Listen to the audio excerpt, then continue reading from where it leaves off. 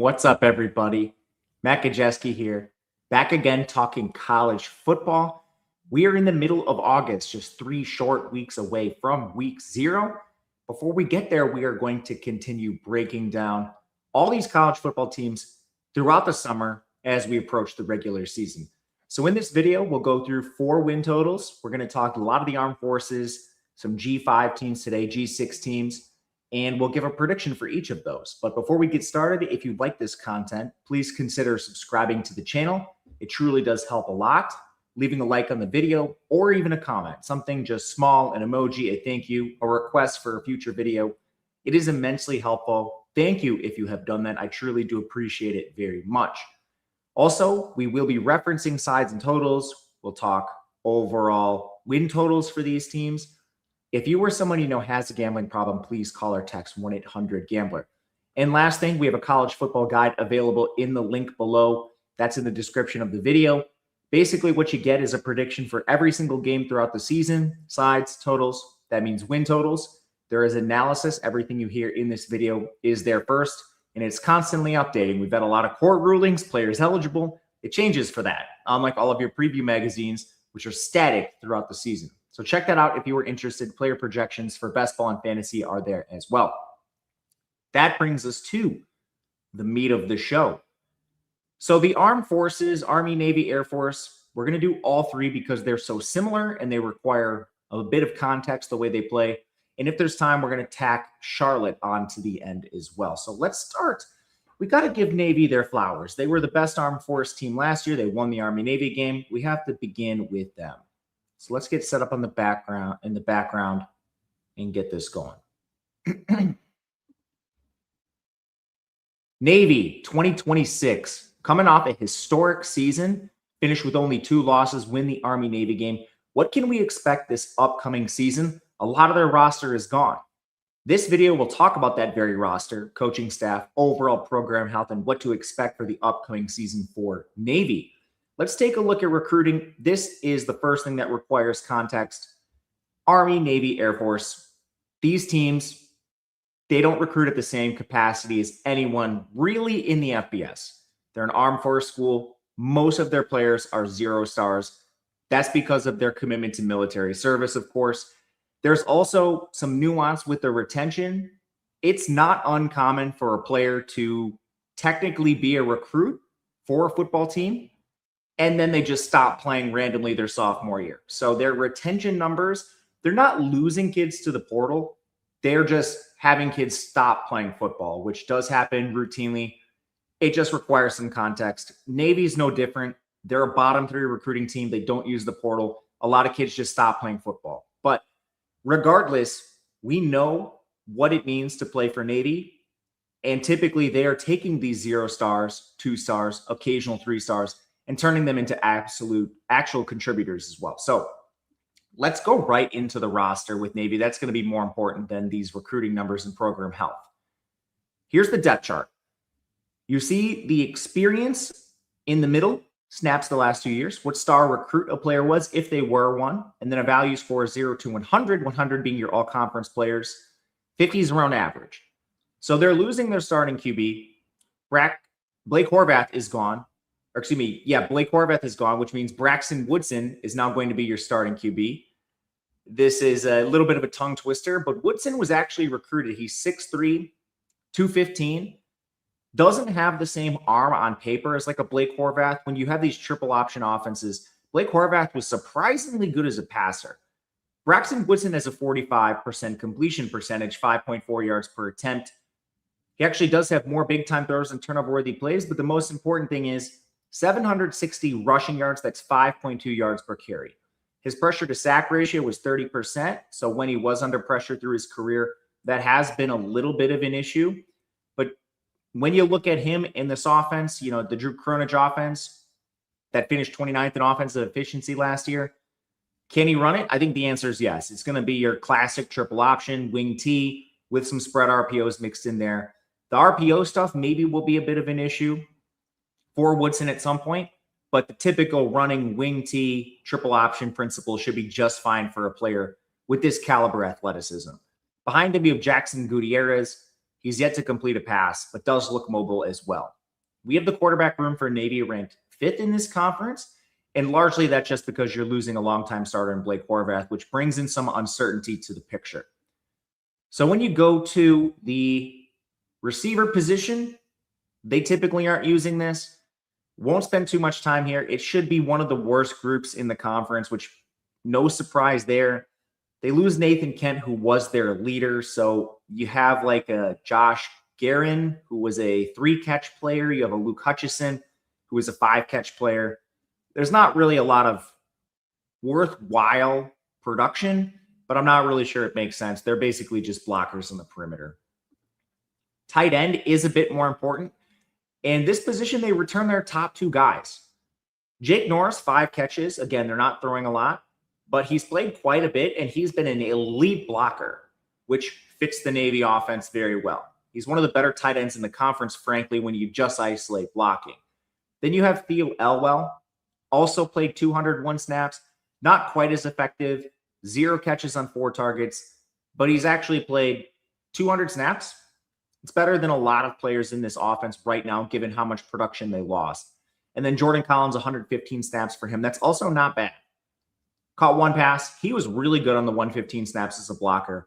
We currently have this unit ranked 3rd in the American. It's a quality tight end room. And when you get to the offensive line, we typically talk about pass blocking and run blocking. Run blocking, obviously, far more important for Navy. They were 38th in this metric.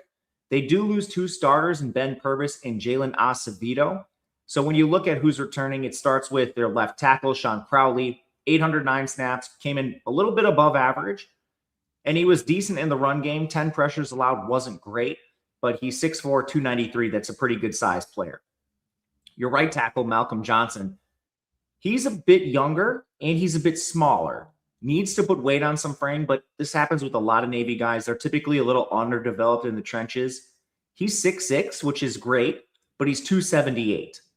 Now, right on average as a run blocker, 8 pressures allowed wasn't fantastic. I'm curious to see if they change his weight throughout the summer. Is he able to put some on? This could be a slight concern, but we still have him as an above-average offensive lineman where he was in the run game last year. Hoke Smith, the second, returns at right guard. Average run blocker, 5 pressures allowed. He's played nearly 1,000 snaps at this point in his career, and he's been a quality starter. He might be their best starter on the offensive line. I think that should be reserved for Cam Nichols, who's another returning starter, 6'1", 288, so a bit on the smaller side. But he was very good in the run game and an elite pass blocker as well. And when you go down to the final starting position, I would guess it's Jake Polito. He's the most experienced for that left guard spot, and he started 1 game against Memphis. It wasn't the best, but he's also not very experienced, and we know that time on task is very important for everyone in the system, not just the offensive line.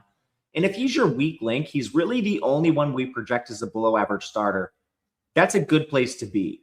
It also might be a case where you play like a Torrin Smith. He started 3 games last year, and he was above average when he played. So I'm not 100% sure it'll be Polito. It could be Torrin Smith. It could be someone else. This is a good offensive line. They rank 3rd overall, which is honestly the most important position group for Navy. It's more important than QB. I would argue more important than your runners. This is how the offense functions through a good offensive line. And running back, they're using a triple option, so we have them designated by position, just going 2 deep for each of these spots. You lose Brandon Chapman, you lose Eli Heidenreich, you lose Alex Texa. They lost a lot on the offense. It's not just Woodson. When you go and look at how much they lost, I mean, this unit lost over 3,000 rushing yards, which is crazy. That includes Horvath. So let's start with fullback.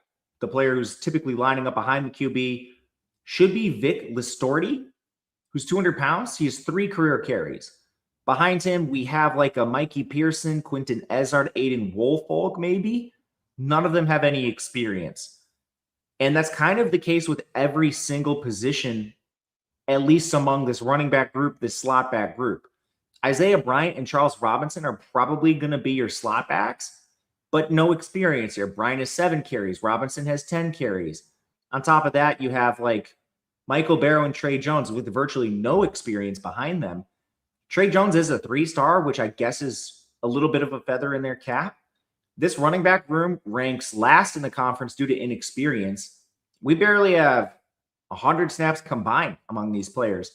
But the benefit of playing running back for Navy or slot back for Navy, when you have a good offensive line in front of you, it doesn't really matter. So I'm still pretty optimistic with the offense in general because the best position, the most important position in your offensive line has the most continuity. And we know Drew Kronich, the OC, is going to coach up this unit. They were 29th last year. He's been a very successful OC through his career with this option. Newberry's been a fantastic coach. We didn't mention him a lot at the beginning, but he's 26-12 in his career.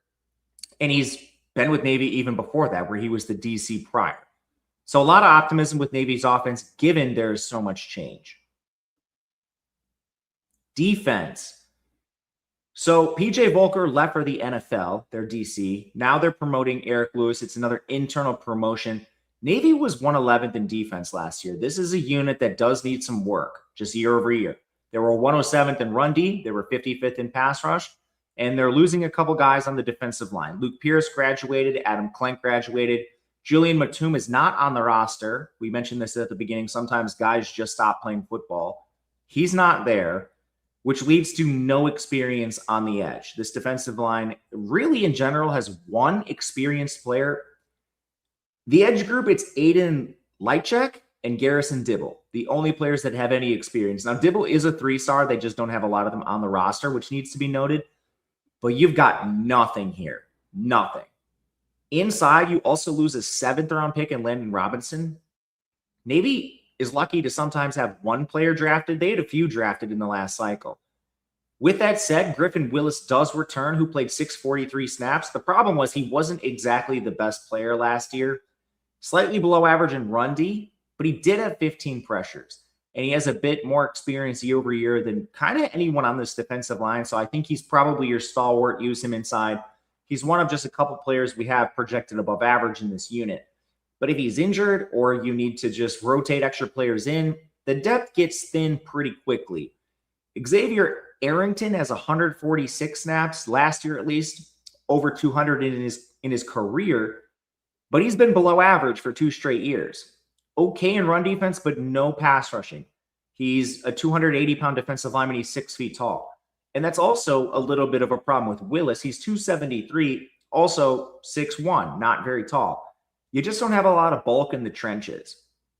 Matt Reyes, 284, Chris Herrock, those are the players that are going to fill out this defensive line. In general, the inexperience, I think, is a problem, especially when you double that with, like most years, Navy's not very big in the trenches.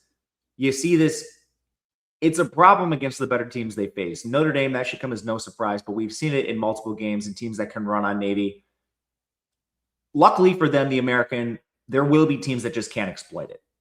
Now, linebacker. This unit is far stronger. Coleman Colley's back. He was 3rd on the team in tackles, and he was actually good in coverage too. 6'1", 233, 129 scoreless yards with 2 picks. He's going to lead this position. 517 snaps last year, and that was actually fewer than Mark Anthony Parker, who played 662, but he led the team with 97 tackles. The reason his grade was a bit lower is he got absolutely crushed in coverage. 32 catches allowed. That was an 82% completion percentage for 313 yards, 1 touchdown. He did have 1 interception. So the versatility with Coleman Colley gives him the edge over Mark Anthony Parker. I'm not real worried. These two should be one of the better linebacking duos in the conference. And you also have experience. Job Grant played 319 snaps last year. Marcus Blizzard played over 100 snaps last year. If you do get into a situation with injury, this unit hopefully can at least weather that storm. And having this unit behind a defensive line with concerns, I think makes it a little more enticing. They're 2nd in the American in the linebacker room. Now, when you get to DB, Navy was 120th last year. They lose Justin Ross to Virginia. Jackson Campbell graduated, but there's a lot back here. Ira Oniha, he's been injured a lot through his career, including last year, but he's been excellent when on the field. His completion percentage is just 53%. He should be probably your top defender, especially in the secondary. He might be the top defender overall. The second corner spot's up for grabs. Nick Bell started the final 3 games. Now, it was slightly below average, but that was a bit better than really anyone else they had. You can go down the list at corner. Like Cam Robinson played 132 snaps. Bryce Allen played 194. Maxwell Williams played 57. Seth English played 194. We have him listed as the starting nickel. But as you can see, there was a lot of change in the secondary throughout the season, some due to injury, some due to poor play. Like going through that list, Robinson was pretty good in the bowl game when we saw him. That's Cam Robinson. Bryce Allen, he was pretty bad when we saw him. Seth English was also below average. So I think they'll probably decide this in fall camp. These are just the favorites right now if you have to pick them, which leads to some big questions. These players weren't very good last year, and 2 of them are going to have to start. So what does that mean? Now, safety should be a lot easier to project. Giuseppe Sessi is back. He was second on the team in tackles last year. Very good in coverage. 304 scoreless yards, kind of like a bend, don't break type player. No ball production is the only real concern. He had no PBUs, no interceptions. Philip Hamilton will play the other safety position, 6th on the team in tackles. A little bit weaker in coverage, but overall, these are 2 returning starters that shouldn't give you many problems. Kushi Abraham, Matthew Saliga are back for depth pieces. We currently have them ranked 5th in the American, just overall secondaries, which is a pretty big step forward for Navy. But let's look at the roster as a whole. We have Navy power ranked 78th, which is a bit behind where they were last year. Their win total is 7.5, juice towards the over. With the 160 juice, you're looking at an effective 8 win total. And the position groups you're most confident in, certainly offensive line and back 7. That's a pretty good foundation for Navy. My main concern is the defensive line. I'm not concerned with running back or receiver. One, because running back's not very important. Their ceiling is determined based on the offensive line, and they don't use receivers. Quarterback Braxton Woodson has been fine. So overall, I think the roster is decent for Navy. My real hiccup has nothing to do with the players. It's the schedule. You look at this schedule, you have the Army-Navy game. We just have it listed as a dash here. Don't ask. It's a formatting thing. Instead of adding a week 14 at the very end, just throw it in the beginning. But that game's always hard. Last year, it was played to 1 point. We know every single year Army-Navy is going to be a dogfight. So call that a 50-50 game. Where are your layups? You've got Towson, but you give that right back with Notre Dame. So the rest of your games are near coin flips. But let's go through this. Florida Atlantic on the road. That's one of the better teams in the American. UAB, okay, you should win that. Unfortunately, it's on the road, but it's off a bye. Air Force is a lot better this season. Now, I still think Navy wins that game, but rather than win it by, let's say, like 10 points, our spread is 1. We'll get to Air Force later. This is a team that's very improved year over year. Tulsa's improved. UTSA is one of the best teams in the conference. North Texas maybe takes a step back, but still quality team. You have Memphis down the stretch. This is a hard schedule for Navy. That's why we have the win total at 6.67. Now, you go through this. Do I think Navy is going to lose 5 games? I don't feel real confident in this. And part of the reason, they're volatile year over year. It's hard to project their talent level because they're all 2 stars, 0 stars. But Navy is a team we're selling. This win total is on the fingertips for me towards the under. It's probably one we're going to play. Just want to finish out a few extra teams in the American and make sure there's nothing crazy we're missing before hitting an under on Navy. But let's check the chat, see what's going on with everyone today. Happy Tuesday. Jack Swicker's here. College football is so close. It's good to see you, buddy. Hope you're having a good day. Hope you had a good weekend.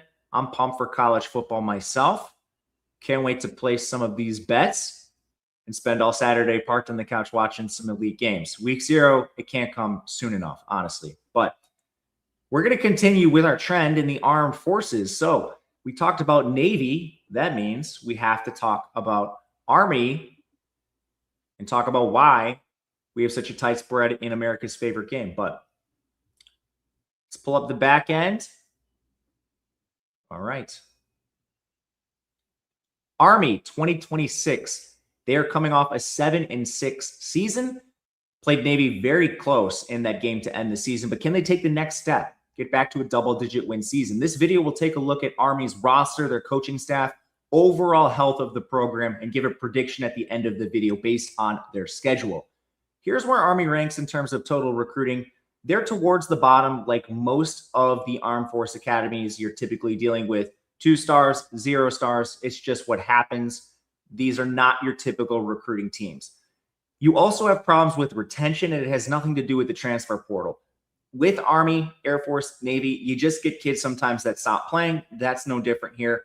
It's almost not worth looking at because this is a development school more than anyone else really in the country. And you can say that for Army, Navy, and Air Force. So let's take a peek at the roster right away. We know the coaching staff for this team is solid. You have Jeff Monken back. He's been the coach since 2014. And I mean, this team really, how many times have they had losing seasons under Monken? The answer is 3, and 2 of those were right away in his career. One other time, 2019, but I mean, they've actually been kind of a powerhouse. And that goes all the way back to their time as like an independent. Army's been a quality team, and the coaching staff is solid here. Cody Warley's back as OC. We'll talk about the offense in a little bit. They lose their DC, Nate Woody, but they promote internally with Daryl Dixon. So I'm not really concerned with any infrastructure stuff with Army. It's about as good as it can be considering this is still an Armed Force Academy. Here's our depth chart. We'll go position by position. You can see how experienced the players are. That means snaps over the last 2 seasons, what star recruit they were if they were one, and then a value score on a scale of 0 to 100. This is a forward-looking metric that tries to predict how good a player is going to be. 100 would be your all-conference type range. 50 is average. So Army returns a starting quarterback, and that's Cale Helms. He fits the Army offense very well. This is a guy that rushed for over 1,200 yards and 18 touchdowns while taking just 6 sacks. Yes, that's an 11% pressure to sack ratio. When he feels pressure, really athletic, able to evade it, get yards on the ground with his legs. 54% completion. That's not great, but he did have 7.9 yards per attempt. Pretty good. 11 big-time throws, 6 turnover-worthy plays. He is not a 0 with his arm. Now, he's not good, but we've seen editions of Army's offense where their quarterbacks are complete zeros through the air. Having even at least the ability to complete a forward pass is positive. We have Army ranked as the 2nd quarterback room in this conference, and a lot of that is just predicated on Helms. They don't really have any experienced backups worth noting. Bryson Luter is a 2-star, is what it is.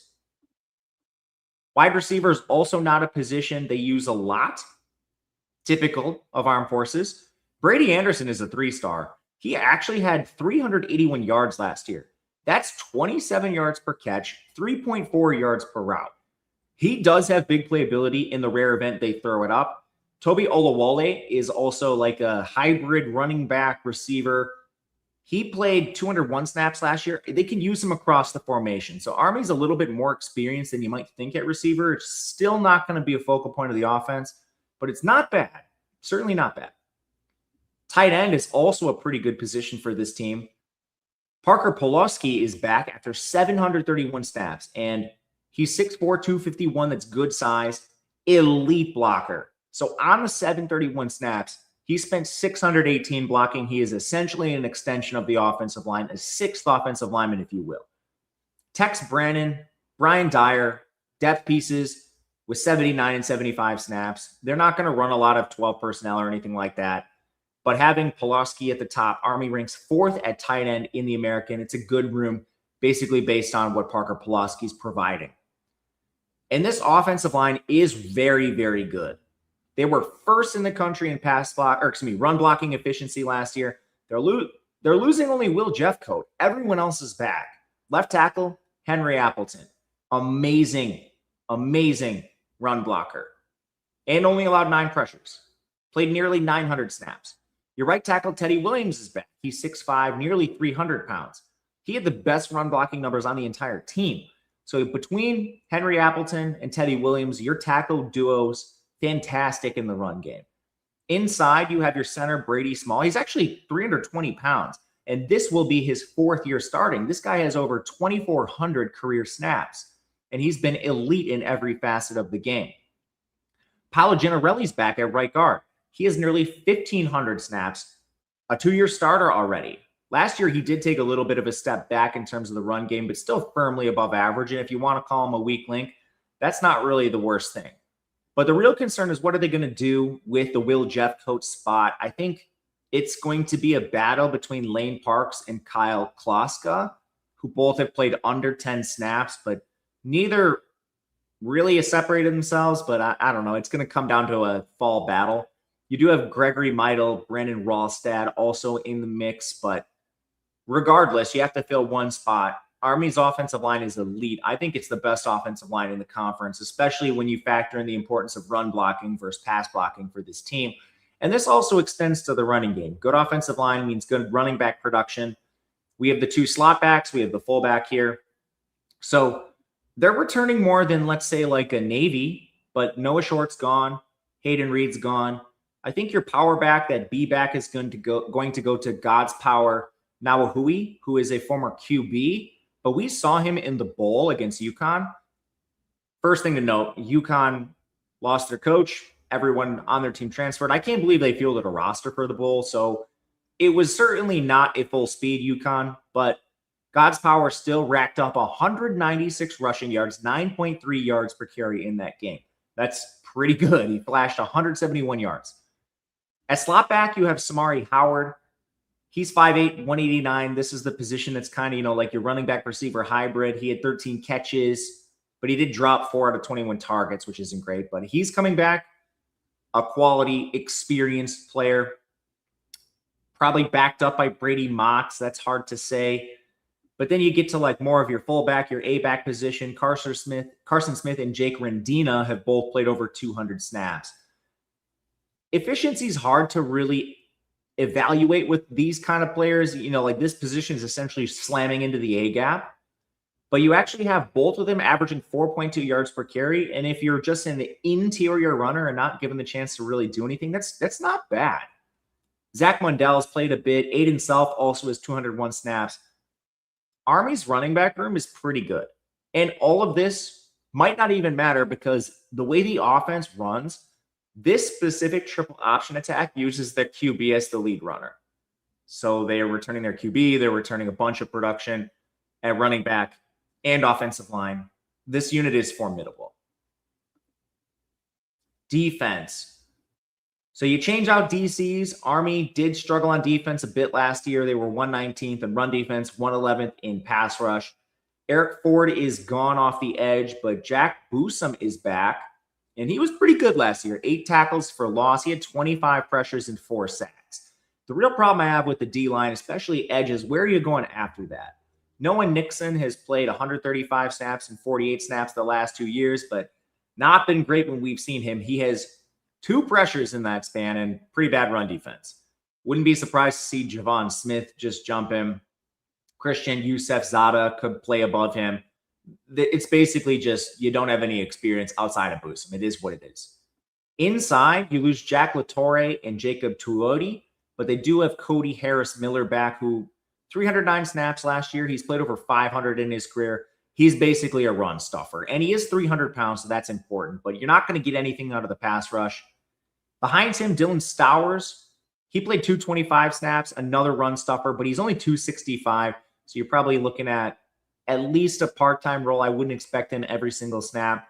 Matt Gemma, Sean Donovan, a couple other players could step into larger roles. There's not much experience really behind Cody Harris-Miller, but that's okay. He's a stud. We still have the defensive line ranked 8th, and that is largely because there are some departures with this unit, and it's a bit undersized. Linebacker is extremely inexperienced. They lost Caleb Fortner and Andon Thomas, basically 2 every down players. And unfortunately, their most experienced linebacker, Baylor Newsome, is allegedly hurt and not going to play this season. Not sure. We're probably going to have to verify that through fall camp, but that's why he's not listed here. So Elijah Walton, Bryson Banks, there's nothing to really say here. There's no returning production.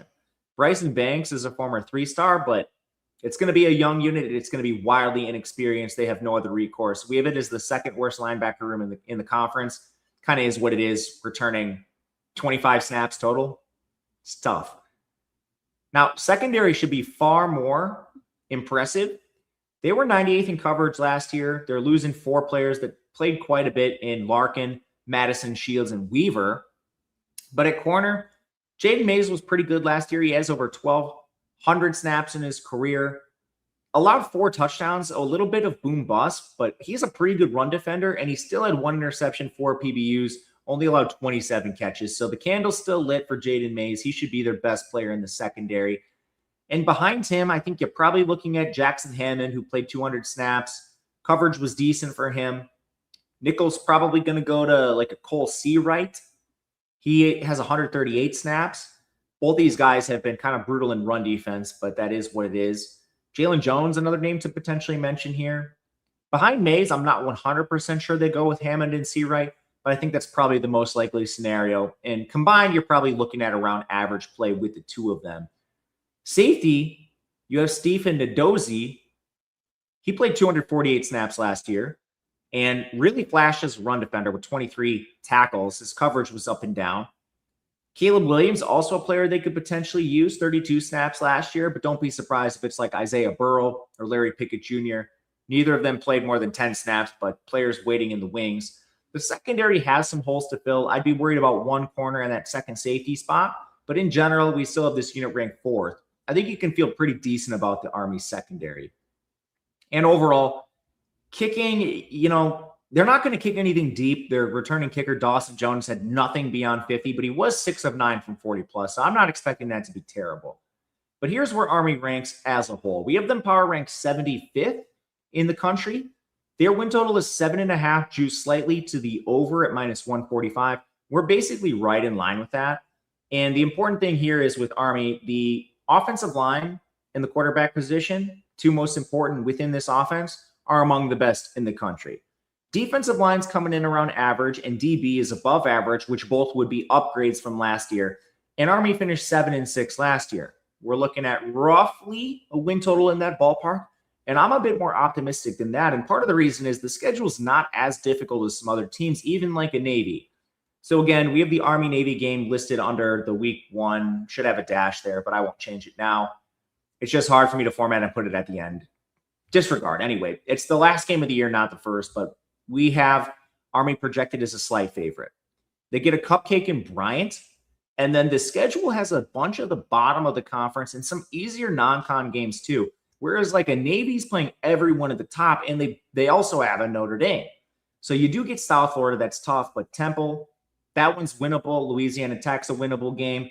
Tulane is down this year. Florida Atlantic is kind of tough, but that game's at home for you. Your road games, Tulsa, Memphis, that's probably your hardest stretch. And then you do play Air Force coming off, that's your 7th straight game, but you're also at home. So you don't have to play that game at any sort of elevation. You close with easier games against East Carolina and Rice. East Carolina lost almost everyone on their team, and Rice is also running a version of the option. That game is on the road, so it could be tricky. But all this to say, the schedule, when you compare like an Army and a Navy, Army's schedule is far easier. So it's not one we show any value on. Again, with the juice at minus 145, we're basically right in line with this. But I'm going to be looking to place some Army pretty early in the season.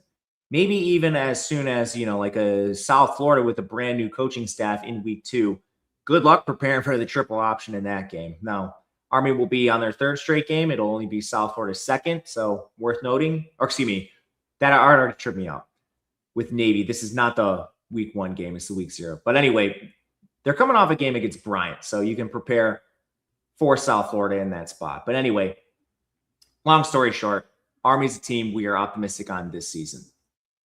Let's go back to the chat. Morning, stumbled on this channel as a Charlotte fan, ready for you to hammer the under. I actually like Charlotte this year. Charlotte, unfortunately, is going to be the last team we do. We're going to do Air Force before we get to Charlotte. But I'm a Tim Albin guy. I was very sad last year what happened. It was kind of a disaster. Jack Zwicker, again, same here. Cannot wait to be betting these slates. There's nothing better than a Saturday slate, man. There's nothing better. It is truly the best time of year.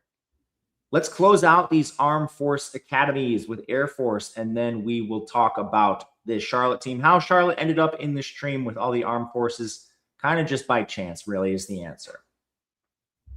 All right. Looks good on the back end. Let's do it. Air Force, 2026. Coming off a down season, 4-8, but we know this team, typically after they have a 10, 11-win season, need a little bit of a reboot, get the talent back up to speed, develop these players, maybe add some seniors on the roster. Air Force is looking like a team that should be vastly improved this season. We'll discuss the roster, coaching staff, health of the program, and lay out why. But this team, like all Armed Force academies, they're typically working with a bit of a hamstring in terms of recruiting, and that's no different here. They did actually have the 6th-ranked class in the Mountain West in 2025, and this conference is a bit different than like the American. So for reference, they're adding like a North Dakota State who is recruiting at an FCS level. Air Force actually has like a more talented roster than you might expect in this conference, which is a bit surprising. And all this is to say the Mountain West is a bit easier than the American. Still, retention is a bit of a problem, not because players transfer, but in the Armed Force Academy, sometimes players just stop playing, and it is what it is. It's happened with Army, Navy, and Air Force as well. So coaching staff here, no real concerns. You've got Troy Calhoun. His record is 139-97, and that's since 2007. They've missed a bowl 2 straight years, but before that, they had 3 straight 9+ win seasons. And this happens with the Armed Forces. Those final seasons where they're winning 9 games, you were dealing with all juniors, all seniors, the roster turns over, and it's been very young the last 2 years. Your OC, Mike Tesson's been in place since 2015. Your defensive coordinator is Steve Russ. And that unit needed some work. But when you just talk about health of the program, pretty optimistic with Air Force overall. This is a team that has routinely turned out winning seasons if they can develop their talent as they get towards their junior and senior season. This year, they're returning a starting QB, Liam Sarka, and he had a pretty good year last year. When you look at these depth charts, you'll see how experienced a player is, but the main thing we're trying to evaluate is that value score. It's a forward-looking metric, 0 to 100, 100 being your all-conference type players, 50 is average. So Cesarka was coming in at 76.4.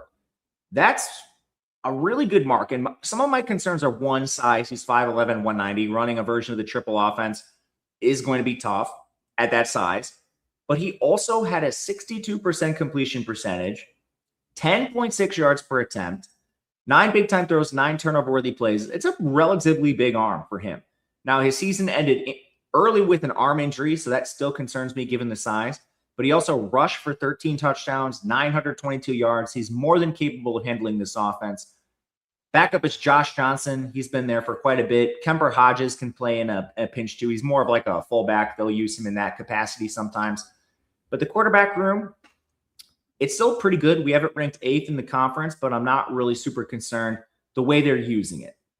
Now, getting to some of the skill position players, they're not using receiver like all triple option teams. In fact, Matt Long is kind of like a slot back receiver hybrid.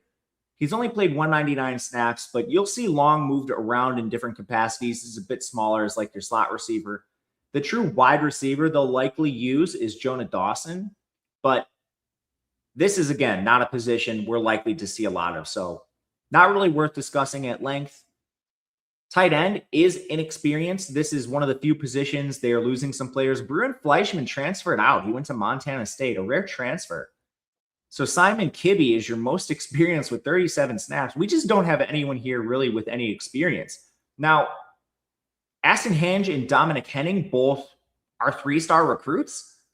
So you just don't see that at a lot of positions, even with Air Force. And typically you're going to see these players used as essentially 6th offensive linemen. And in fact, there are times when Air Force does not use a tight end. Like they will use Griffin Stalford, who's like 290 pounds. They'll line him up as a tight end.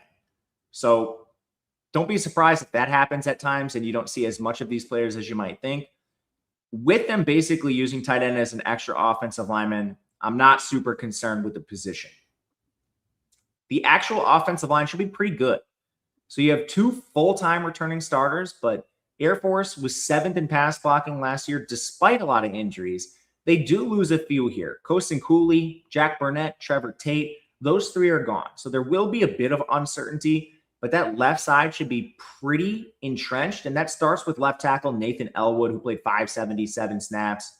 Most of those came at right tackle, but he did play 126 at left. So I think you're probably going to see him move over. Not 100% sure if it happens, but he was good last year. So no real concerns whether he plays right or left. There is a report allegedly that Brandon Nasworth is competing. So if, like Nasworth wins left tackle, then you might see Elwood move over to right. But I don't think that's most likely. Instead, I think you see Elwood play left and then Luke Vonderhaar play right, who flashed elite potential on 2 starts last year. The small sample is your biggest concern. He was great when he was out there for the 297 snaps. We just need to move that forward into a larger role. At guard, you have Alec Falk, who is a 2-year starter. Very, very bad pass blocker, but his run blocking was right on average. He was a starter at left guard last year, so you may see him moved around at some point just to get the best 5 on the field if he needs to flip sides or something. But I think he'll be at one of the starting interior positions. TJ Teresio is the other player to note at guard, specifically 273 snaps last year. Pretty good run blocking numbers. He was also mostly a left guard, which is why I kind of brought up Falk maybe changing positions.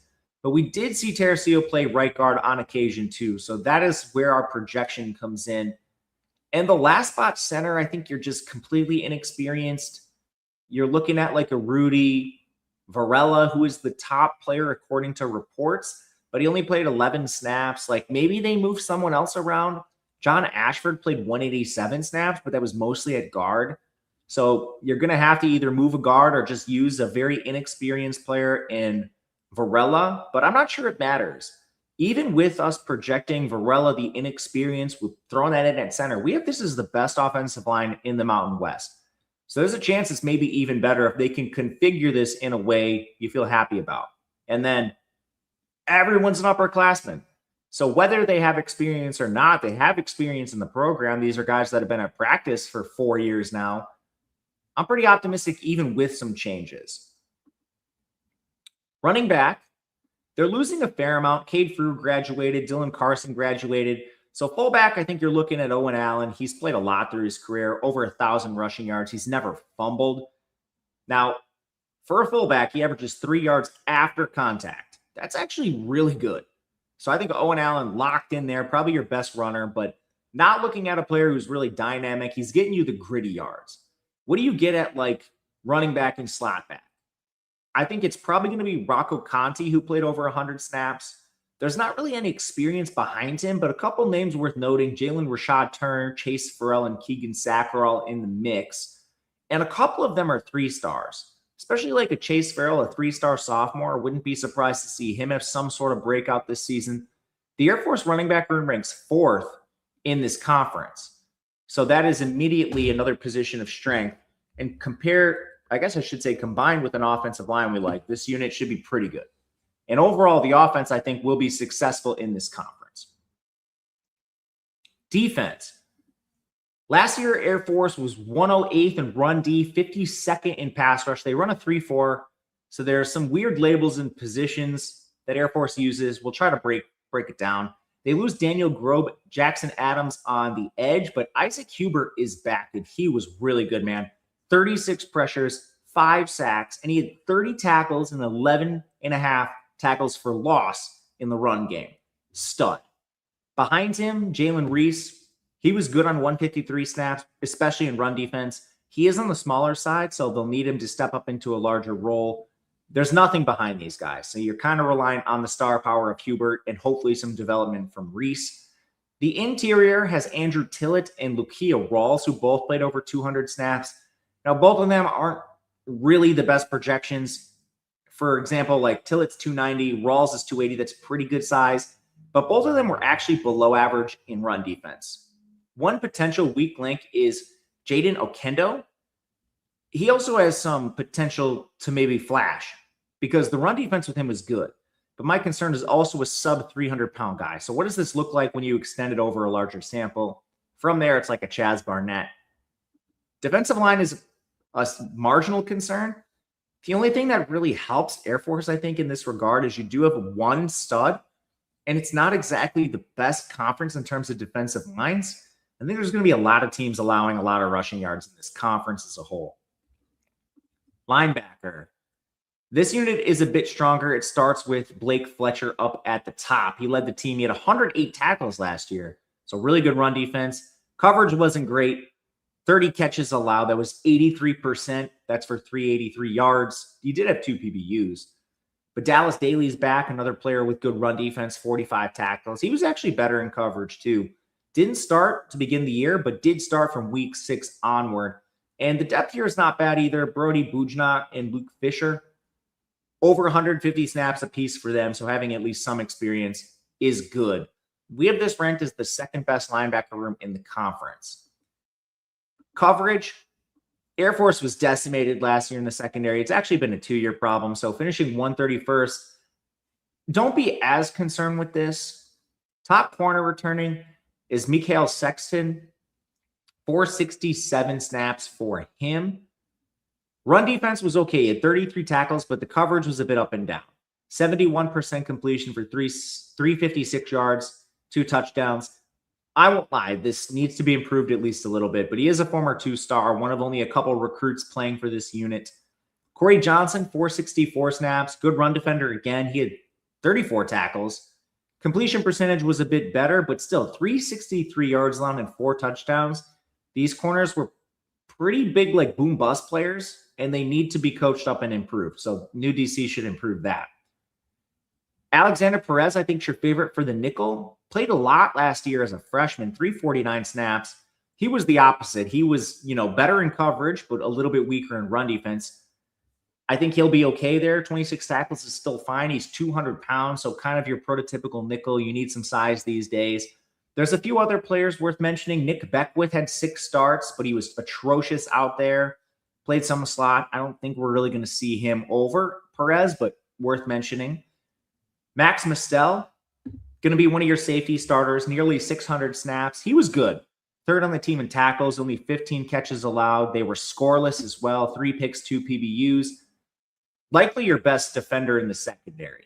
Counterpart's probably Roger Jones Jr., who played a ton. Very good run defender. He was 2nd on the team in tackles, but catch percentage got a little high for him at 81%, 375 yards. So really only Mistel kind of held up in coverage. Roger Jones Jr., I think he played well enough, but personally, there might be a chance you see 3 safeties get on the field. Kyle Chen has been getting a lot of hype. He missed last year due to injury, but he is a former 3-star recruit. Houston Hendricks also played a bit, took a big step back last year, but ultimately the secondary, a couple of reasons I think it'll be better. 1, better coaching. 2, they're just getting older, and this is still a very young secondary. We don't have a single senior projected in our starters, and all of these guys have started games. Most of them started as freshmen. And again, this is Air Force. You're starting like 3 freshmen, 4 freshmen at various points last year. It's no surprise they finished 131st in coverage. Yeah, that's going to happen. Now, with extra coaching, a team that is predicated on it, what could this unit actually achieve? I think they might be quite a bit better. Now, kicking is really bad for this team. Jacob Medina's back. He was only 3 of 6 on field goals last year, so it's a complete unknown for them in special teams. Here's where they rank overall. So offensive line, defensive line, linebacker, all pretty good. In comparison to the rest of the Mountain West, a very down conference, Air Force is quietly set up pretty well. Now, you're not sneaking this by anyone, even coming off an 8-4 season. Air Force is our 92nd ranked team. Their win total is 6.5 minus 180. That's an effective 7. So our win total at 6.98 is right in line with the market. You're not sneaking Air Force by anyone this year, unfortunately. Was kind of hoping that would be the case. But here's the schedule. So you've got Duquesne to open the season, should be an auto win. And fortunately, this conference is just so down now that you've lost your Boise States. So many teams are just departing. Your toughest games, of course, the other Armed Force Academies, you have Navy and Army. You also get UNLV, but that game is at home. So it's one of the better places to potentially get one of the tougher teams. Now, road trips in the Mountain West have gotten harder and harder. So where are they going on the road? Nevada, that's not terrible. You have to go to Northern Illinois, which certainly isn't good, but they're one of the worst teams in the conference. Wyoming, going to Laramie is never easy. And then, of course, Army's on the road. New Mexico's on the road. To be honest, this could be worse. So in general, not really scared about the conference play for this team. In general, I think you're looking at a pretty decent schedule overall for Air Force. And if you force me to take anything, it would be the over. But it's one we're just going to be sitting out. Far more interested in like Army or Navy overall in the group of armed forces. All right. The Colorado practice with Air Force was fun to watch on YouTube. I don't know how these academy kids manage. I don't know how man, imagine being at one of these academies. So you got to go to school. You have to do physical training that has nothing to do with football. And then you have to play football. How do you even have time for like sleeping? I truly unfathomable what these kids go through. Not to mention the teams are always pretty good. So like Air Force, they were the worst of the bunch. They still won 4 games. They were starting like, I don't know, this is an exaggeration, but like half their team were freshmen last year. I don't know. I can't imagine. Props to those guys. They're built different for sure. But it's time. Charlotte, the team everyone's been waiting for. Coming off a 1-win season, we got to talk about Charlotte. All right, getting set up on the back end. They're our last team today. Should be a fun one. Charlotte, 2026. They are coming off a 1-11 season. Yes, 1-11 after they got their supposed crown jewel head coach, Tim Albin. What happened? This video will talk about that, talk about the health of the program, the roster, and give a prediction for the upcoming season. But no surprise. That was a disaster. It needs to be corrected quickly. Charlotte is not the best team in terms of resourced. They, in fact, are only 103rd in recruiting this year. They're not using the portal a lot. Tim Albin is a developmental coach. Came over from Ohio, where he was awesome. He led them to 10-win seasons, 3 straight seasons before he came over and took the Charlotte job. They're not going to use the portal. They're not going to be among the elite recruiting. So the answer is kind of going to have to come from development. But in general, this team is 10th in talent acquisition in the American over the last 3 seasons. And there's only 14 teams in the conference. Last year, their only win was against Monmouth, and that was a 42-35 game. So it was a tough season. A lot needs to change quickly for Tim Albin. Fortunately, I'm a Tim Albin guy. Loved what he did with Ohio. You should be at least optimistic there will be some improvement. Now, is that a bowl or is that 3 wins? Let's take a look at the roster. We'll go position by position, starting with QB. You can see how experienced the players are with the snaps in the middle of the screen. There's a recruiting ranking, whether they were a 2, 3, 4, or 5-star, or in the case of Cole Gonzalez, not recruited at all. And then a value score. That's a 0 to 100 scale. 100 are all conference players, 50 is about average. Starting quarterback for Charlotte is allegedly going to be Cole Gonzalez. Pitt transfer, didn't play at Pitt. Previously saw him in the FCS with Western Carolina running that air raid system they had down there. He's been pretty productive. It's just come at a low level of competition. But he was running an air raid. The main concerns are 42 big-time throws, 41 turnover-worthy plays. That was in the FCS. And when you break down the percentile, that was 70th percentile in 2024. That's right on the borderline of productive FBS players. So this is kind of a dice roll. Now, they do have Connor Harrell back coming off a severe injury. Grayson Loftus is also back. Horrible when we saw him play. Maybe there's some optimism with like a Harrell, the former North Carolina transfer. Could he come back and be a bit better? Maybe. Ultimately, I do think you probably see more than one QB this season unless Gonzalez is an absolute stud. He's 6'5", 200 pounds, but one other thing he can do a little bit is run. He did have 563 rushing yards, which was 3.5 yards per carry. Only a 14% pressure to sack ratio. But however you want to cut this up, we still have Charlotte ranked 12th at QB in the American, which, believe it or not, is a pretty big step forward for them after they were one of the worst teams passing the ball in the country last year. Receiver.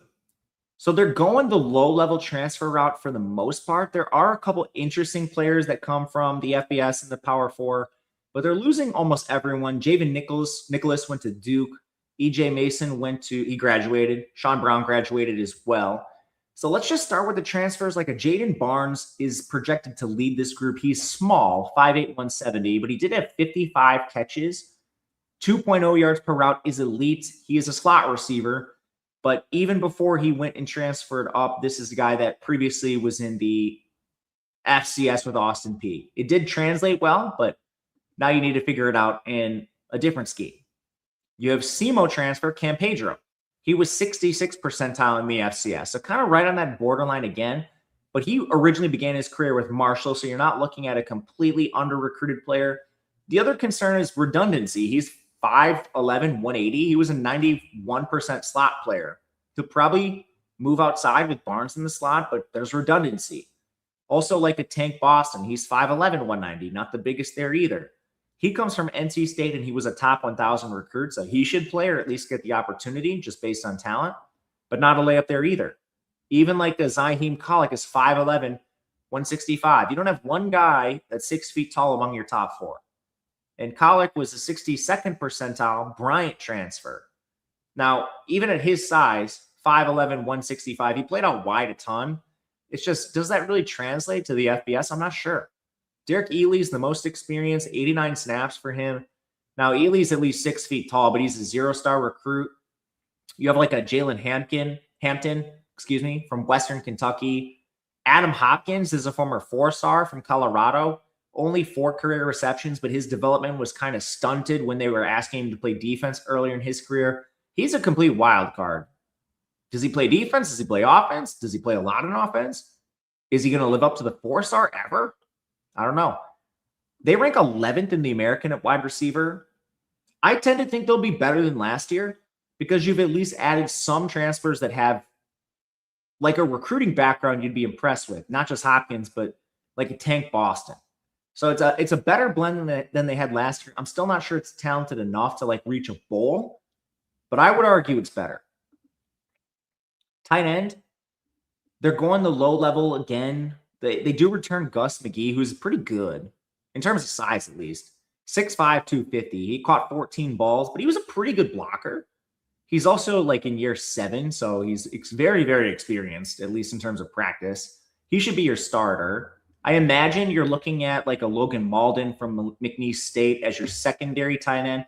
He was 65th percentile in the FCS coming from McNeese, but he originally was with Coastal Carolina. So not another guy. He is another guy that was not originally an FCS recruit. Previously, he was at a Sun Belt school, so not really super concerned with him. He caught 27 balls. Logan Waddle is over from Georgia State, only played 321 snaps, below average blocker, so probably more your rotational guy, third tight end maybe. This unit's 9th in the American. It's certainly not bad. Offensive line. So last year, 126th in pass blocking, 104th in run blocking. Mo Clipper goes to Georgia Southern. Dallas Shirley, Mason Bowers, and Jesse Rammel all graduated. You do bring in a couple interesting players. The first one is Penn State 4-star Javen Williams. He doesn't have any experience, at least a lot of it. He's played a handful of snaps in his career, 141 to be exact. But he's flash on them. He's 315 pounds, and he's a former 4-star coming down to get more playing time. Should be an upgrade. Christos Fernandez is the favorite for right tackle. He's a former Long Island transfer. I don't know, man. So this is the problem with taking FCS guys. You don't know how they're going to project in the FBS. You can use their percentiles to get a guess. And this is kind of where that cutoff comes in. We were talking about like 70th percentile FCS guys. Fernandez was 53rd, which is not, that's like barely above average in the FCS. So generally that means a step back in the FBS, and that's what happened. 31st percentile. 31st percentile at right tackle. Can't have it, man. Can't have it. He needs to be developed or benched. Straight up. Then you get to some of the other players, like who are the options if he does get benched? Charlotte is very heavy in the JUCO ranks, like Amar Harper, Dylan, Nolan Cook. Those guys have experience. It's just at the JUCO level. Could one of them win the job? Honestly, I think it would be an upgrade. You get inside. Luke Sandy, probably your favorite at left guard. He's played over 500 snaps in his career. Consistently above average, just never worked in a full-time role, which kind of makes sense. You got to play against like Wes King out there, who's just straight up. Wes King's never allowed a sack in his career. When you're playing behind him, it's nothing that you did wrong. Wes King's just a stud. So Luke Sandy should be okay. We have him projected as an above-average starter. Main transfer, Nuke Crushy is a starter at center. He played 3 years in the FCS. It did come with some concerns, though. First 2 years below average in the FCS, and last year he was 63rd percentile, so we're asking another jump. That's a lot to ask. Rod Green, probably the favorite at the final guard spot. There's not much really to talk about with him. He was a better run blocker than pass blocker, but the depth is pretty weak here. Like Adam Silva played 56 snaps. You have more JUCO guys. Reginald Pierre now, Virginia Union transfer, Matthias Nelson. The depth here is not great, but the starting group, I think, has some upside. And I think you could even increase that if you figure out what happens or what happened to Fernandez. Maybe you can develop him. I don't know. Offensive line ranks 13th in this conference. That's second to last. But I think there are some paths to them being a little bit better. Running back. So Rod Gainey goes to LSU, but Jeriel Cobb returns. He played 166 snaps as a freshman. Very inefficient. Fumbled once. 3.7 yards per carry. How much of that is him? How much of it is the infrastructure? I think there's a chance he gets beat out. Like Cincinnati transfer, Chance Williams came in. He hasn't played a ton either, and he's actually a former Grambling State transfer where he was 91st percentile, but never was able to really carve out a sizable role with Cincinnati.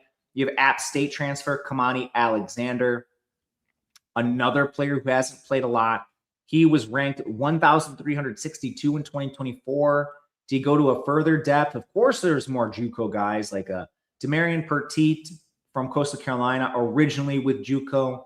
Rutledge is still there. Henry Rutledge, he's basically a receiving back, but he has been pretty efficient. Maybe he can carve out a role. This unit's also 13th in the American. In general, the offense is expected to be improved, even if the ceiling still doesn't look that high. They have done some work, but maybe you could start to see some of the Tim Alvin magic in terms of development finally take root with this program. Defense. 130th in run defense last year, 122nd in pass rush. They lose most of their starting defense, which might not be a bad thing. Braden Mullen is gone at edge. Yamil Talib went to Colorado. Curtis Simpson is back as their most experienced edge with 353 snaps. 19 pressures. Not actually that bad, but the run defense was below average. He's 230 pounds, which shouldn't be crazy. If he's able to just develop a little bit, we're talking about a redshirt sophomore, maybe put on some weight, improve the run defense, we could be talking about a good player.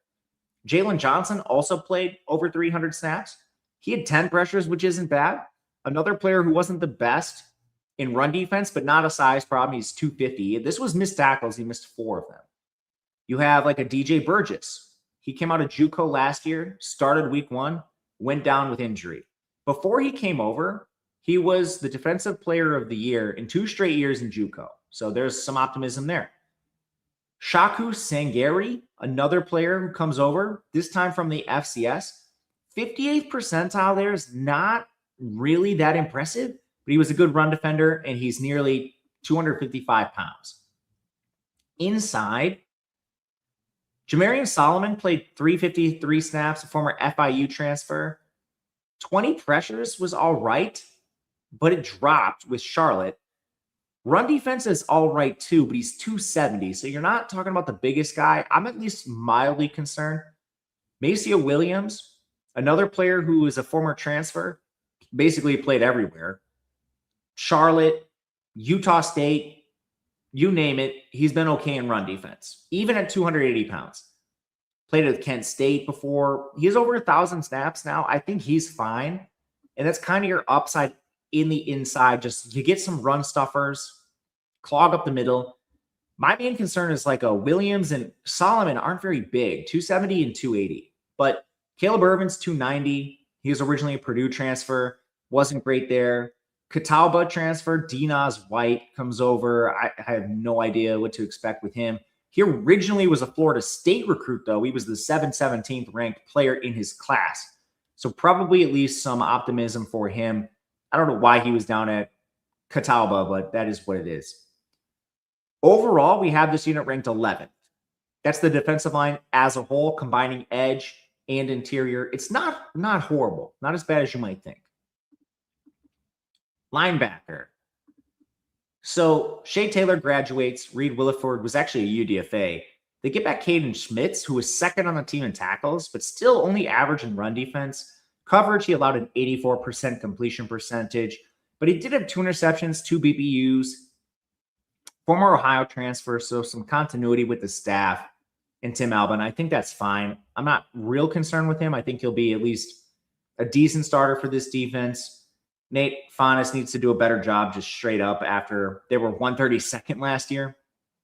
But again, he has continuity with Ohio, so I'm not coming out and really going to be too scared initially, at least. But behind him, Caden Schmitz, that is, where are they going to go? Do they play like Gavin Willis again? 342 snaps last year. He was actually decent in coverage. The production before he got to Charlotte came from Bucknell.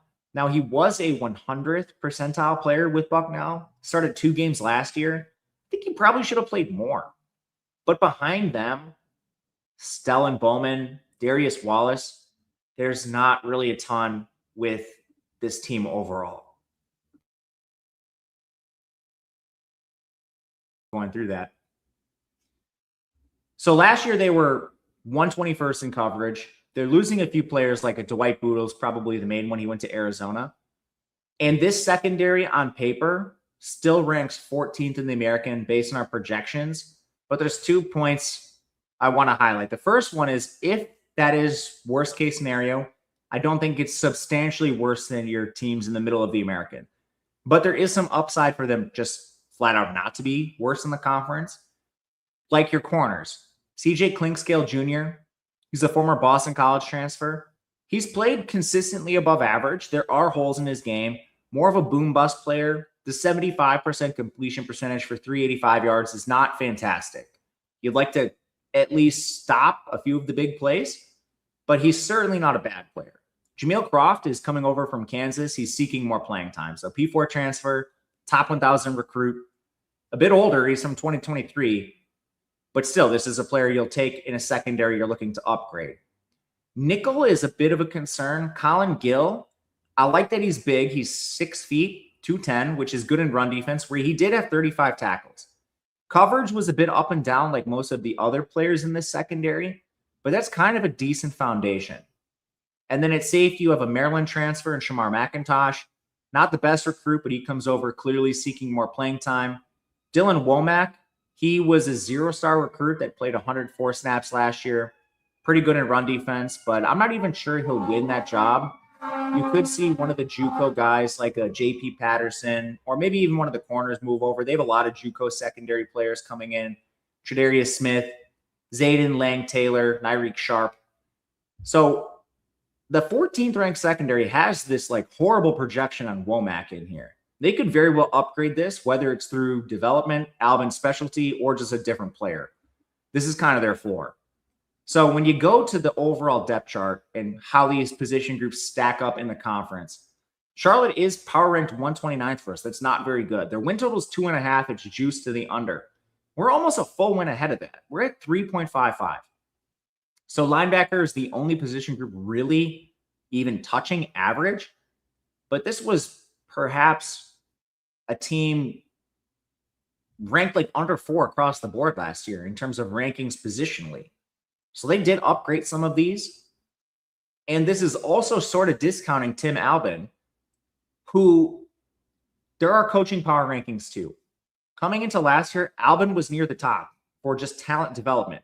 And then you had the bottoming out. I don't know if it was the change of scenery. There were a lot of injuries, so maybe it was just an untenable situation. It also takes time to get your players into new programs. And when they made the switch, their recruiting rankings dropped into the 150s. That's worse than 20 or so FBS schools. So yeah, it's going to take some time with Albin. That's another reason for slight optimism. When you look at the schedule, Citadel is a team power ranked in the 50s or 60s in the FCS. This should be a win. It's not a team contending in the FCS. Unfortunately, you got Ole Miss right after that, who's like an auto loss. So assuming you beat Citadel, which you should, you need to pick up 2 more wins. Now, the percentages don't look great on your screen. You play a down Louisiana, and then your most likely wins are like a Temple, UAB, East Carolina. Individually, none of those seem like good bets for wins. But when you look at the percentages over the course of an entire season, they're still more likely than not to win 2 of these games, which puts you at a win total over 2.5. Now, I know Charlotte fans probably don't want to hear, okay, you're looking at like a 3 or 4 win season. Again, they want to be making bowls and rebuild the program. I'm not sure they're right in that position yet. They're probably going to need a little bit more development. But just in terms of what the market is expecting, I'm a bit more optimistic overall than what a lot of other places are currently putting out there. So Charlotte for us, probably going to be a pass in the win total. And to be honest with you, I think you're just going to get better prices like on Louisiana in week 4, maybe App State in week 3.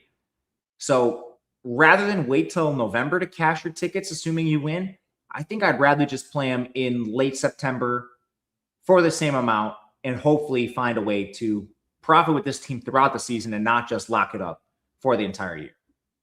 But let's go back to the chat. Outside of losing audio, we'll go back and circle back. Concerned about height at wide receiver for Charlotte. I am too. They're very small.